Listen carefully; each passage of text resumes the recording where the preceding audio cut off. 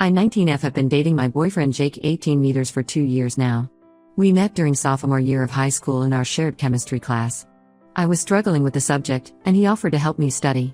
We spent hours together in the library, and what started as tutoring sessions turned into genuine friendship and eventually love. Jake was different from other guys. He was kind, patient, and never afraid to show his emotions. From the beginning, our relationship felt perfect. We shared similar interests in music, spent weekends playing video games together, and could talk for hours about anything and everything. Most importantly, we both valued physical touch as our primary way of showing affection. In high school, we were known as that couple who always held hands in the hallways, hugged between classes, and wasn't afraid to show our love. During our junior year, Jake's friends would sometimes tease him about being too affectionate. They'd make immature jokes or mock him for being whipped. When this happened, he would distance himself physically from me until his friends left. I never made a big deal about it because I understood, teenage boys can be immature, and I figured they would grow out of this behavior after graduation. Jake would always make up for it later when we were alone, being extra affectionate and apologizing for his friends' behavior. We both applied to several universities, but our dream was to attend state university together. When we both got accepted, it felt like everything was falling into place. We spent the summer planning our class schedules, discussing which dorms to choose, and dreaming about our future college life together. Jake's mom Susan 43F even helped us coordinate our dorm selections to make sure we were in buildings near each other. My best friend Sarah 19F also got accepted to state university, which made everything even better. We've been friends since middle school, and she's always been supportive of my relationship with Jake. Sarah recently started dating Tom 20 meters, who she met during freshman orientation. They hit it off immediately, and Sarah was excited for us all to hang out together. We planned a double date at this new Italian restaurant near campus that everyone had been talking about. The double date was when I first noticed something was seriously wrong. From the moment we met up, Jake was acting strange. He arrived late and chose to sit across from me instead of next to me like he usually would. Throughout dinner, I tried to hold his hand across the table, but he kept finding excuses to move his hands away, checking his phone, adjusting his napkin, or gesturing while talking. When I moved my foot to play footsie under the table like we often do, he pulled his feet back. What made it worse was watching Sarah and Tom together. They were clearly in the honeymoon phase, sharing food, whispering to each other, and being adorably couple-like. Meanwhile, Jake kept creating physical distance between us. When we all decided to take a walk around campus after dinner, Jake walked ahead with Tom, leaving me behind with Sarah. Every time I tried to catch up and walk beside him, he would speed up or fall back to talk to someone else. I felt like a third wheel at my own double date. The final straw was when we stopped for ice cream. Sarah and Tom shared a sundae, feeding each other bites and being cute. When I suggested Jake and I share one too, he quickly ordered his own cone and walked outside to eat it. I could see Sarah giving me concerned looks, but I tried to play it off like everything was fine. After the date, I waited until we were alone in my dorm room to confront him. I asked him directly if he was embarrassed to be seen with me. At first, he tried to brush it off, saying he was just trying to get to know Tom better. But when I pressed him about his behavior, he finally broke down and told me the truth. Apparently, when he first showed his dad John 45 meters a photo of me last year, his dad had a lot to say about my appearance. According to Jake, his dad said I wasn't what he expected his son to date. He made comments about my nose being too big, my fashion sense being too casual, and how I wasn't conventionally attractive enough for their family. He even suggested that Jake was settling because he hadn't met enough girls yet. Jake admitted that his dad had been making these comments throughout our relationship. Whenever Jake posted photos of us on social media, his dad would make subtle digs about my appearance. He would compare me unfavorably to Jake's ex-girlfriend Emily, who according to him was much prettier and more put together. John would even show Jake photos of his colleagues' daughters or his friends' nieces, pointing out how they would be better matches for him. The more Jake talked, the more I realized how deep this issue went. His dad had been actively undermining our relationship for months, maybe even years. Jake said that while he doesn't agree with his dad's opinions, the constant comments had gotten into his head. He admitted that he sometimes feels self-conscious about being seen with me in public, especially around new people like Tom, because he can hear his dad's voice in his head judging us. I've always struggled with my self-image. In middle school, I was bullied for my appearance, and it took years of support from my mom and friends to build up my confidence. Jake knew about this history, which made his revelation even more painful. Now, every insecurity I thought I had overcome is resurfacing. I find myself avoiding mirrors, overanalyzing every photo of us together, and comparing myself to every girl we pass on campus.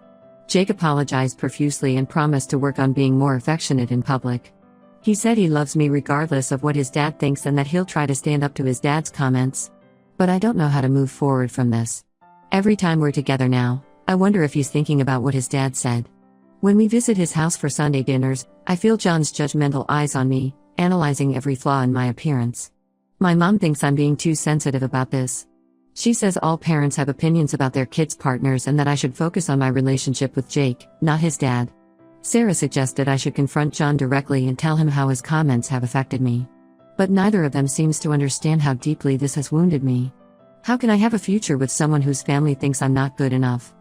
How do I rebuild my self-confidence when I know my boyfriend's father is actively judging my appearance? Most importantly, how do I trust that Jake truly finds me attractive when he's clearly influenced by his dad's opinions? I love Jake, and our relationship was so perfect before this. But now I can't help wondering if love is enough when there's so much judgment and disapproval from his family. Am I overreacting to these comments, or is this a sign of deeper problems to come? Update: when it's been 2 weeks since my original post, and things have taken an unexpected and disturbing turn. I tried to follow the advice many of you gave about focusing on myself and not letting John's opinions affect my relationship.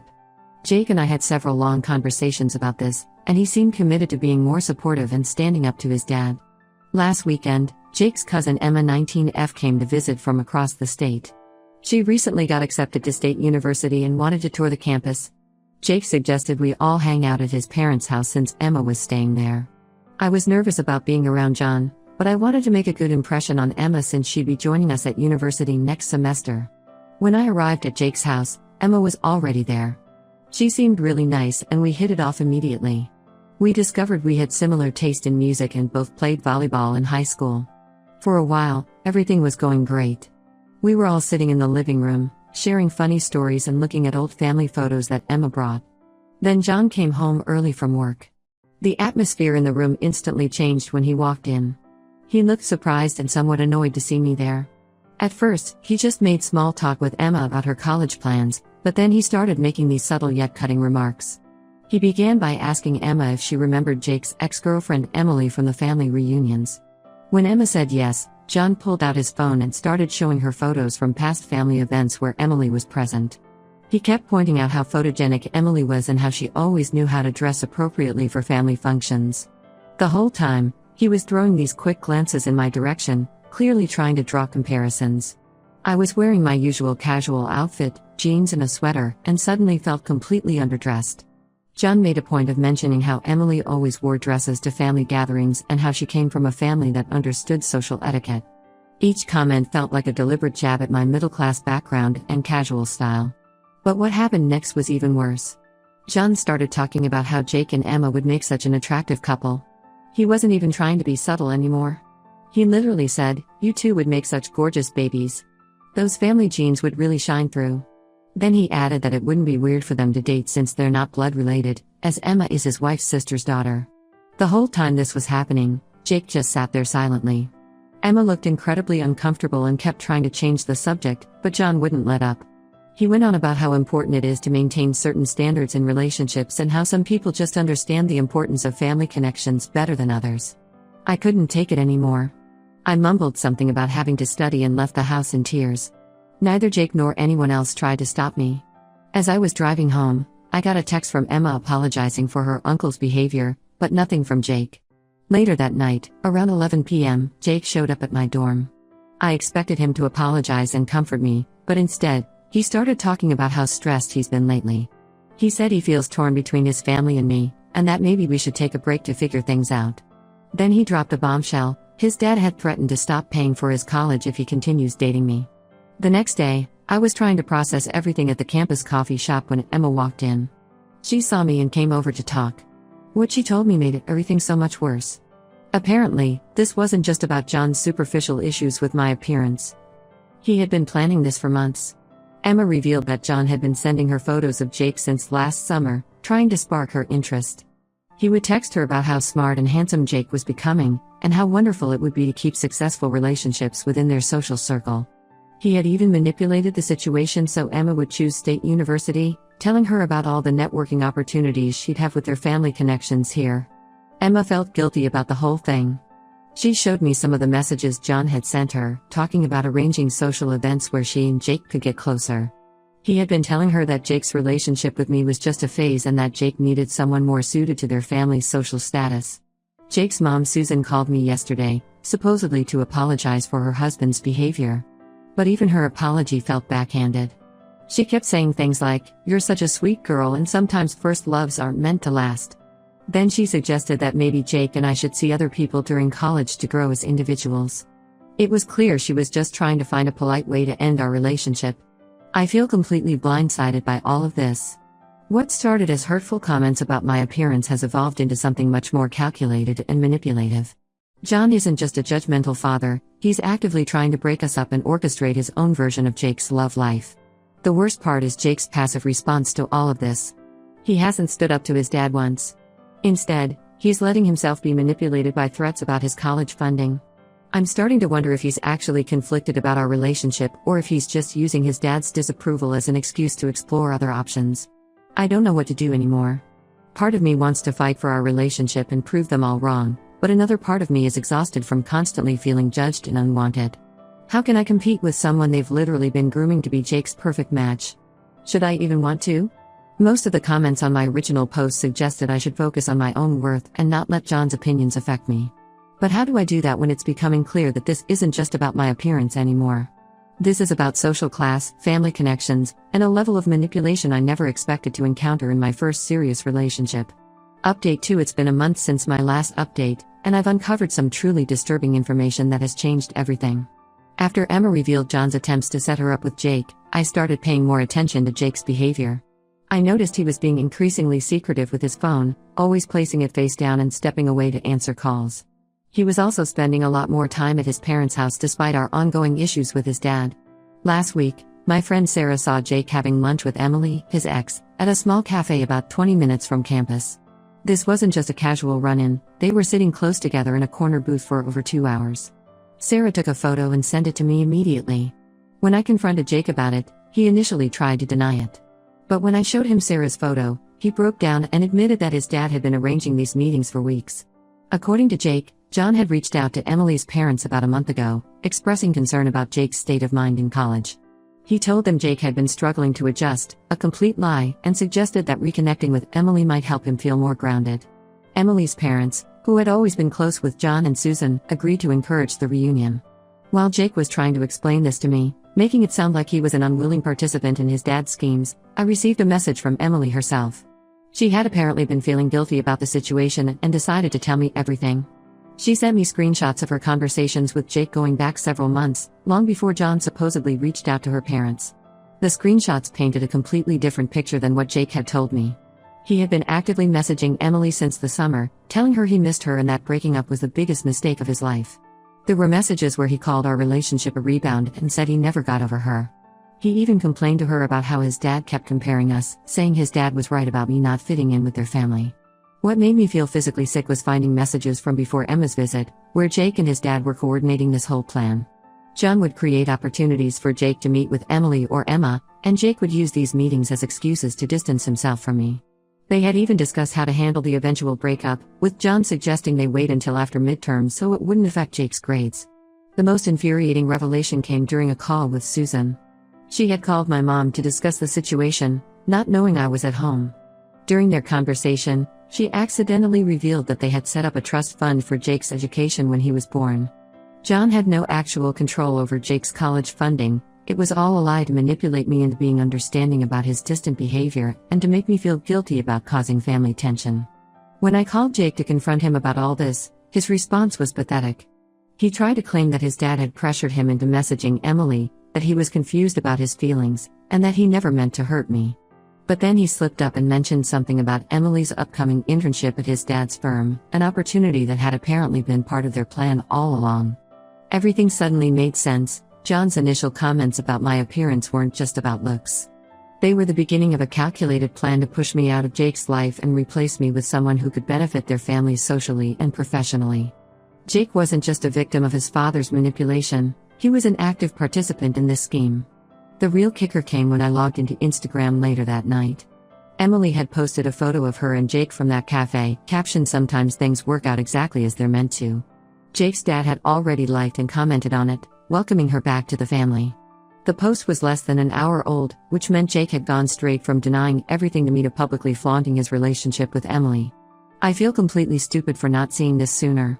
All those times Jake was dealing with family pressure or trying to keep the peace with his dad, he was actually building his exit strategy.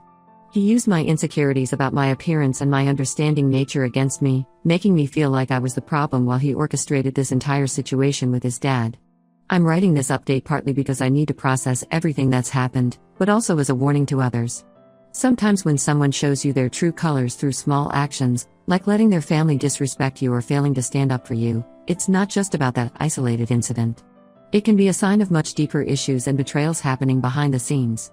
Update 3 months have passed since my original post, and I wanted to provide a final update to this whole situation. After discovering Jake's deception, I ended things immediately. The breakup was messy. Jake kept showing up at my dorm unannounced, trying to explain himself and blame everything on his dad's influence. But I'd seen enough of his true character in those text messages to know this wasn't just about parental pressure. Emily reached out to me again about 2 weeks after the breakup. She was feeling increasingly guilty about her role in everything and wanted to share more details. We met for coffee off campus, and she revealed the full extent of John's manipulation. Apparently, my appearance was just the surface-level excuse. John had a whole strategic plan to make sure Jake ended up with someone from their social circle who could benefit their family business. Emily explained that her father and John had been business partners for years, and her upcoming internship at their firm was part of a larger plan to merge their family companies. John had similar arrangements in mind with Emma's family. Her parents are apparently influential in real estate development, another industry John wanted to break into. What hurt the most was learning about all the family events I was deliberately excluded from. There were weekend trips, dinner parties, and social gatherings where Emily was invited instead of me, all while Jake told me he was busy with family obligations. These events were essentially networking opportunities disguised as family functions, and Jake had been actively participating in this charade for months. Sarah has been incredibly supportive through all of this. She helped me move to a different dorm building to avoid running into Jake, and she's been introducing me to new people through her study groups. Tom even helped me file a complaint with campus security after Jake wouldn't stop showing up at my old dorm. Jake and Emily are officially dating now, and they make sure everyone knows it. They're constantly showing PDA around campus and posting couples' photos with his family. John regularly comments on their social media posts about how perfect they are together. Susan even hosted a formal dinner to welcome Emily back into their family, inviting all their business associates to celebrate. I won't pretend this hasn't affected me.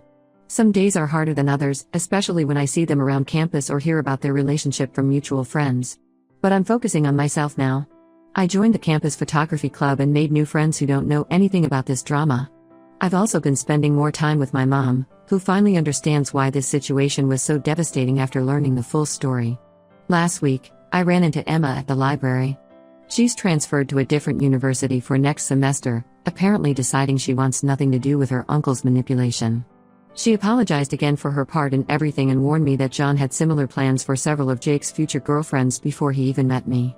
It was never about my appearance. I was just another obstacle in John's grand plan for his son's life.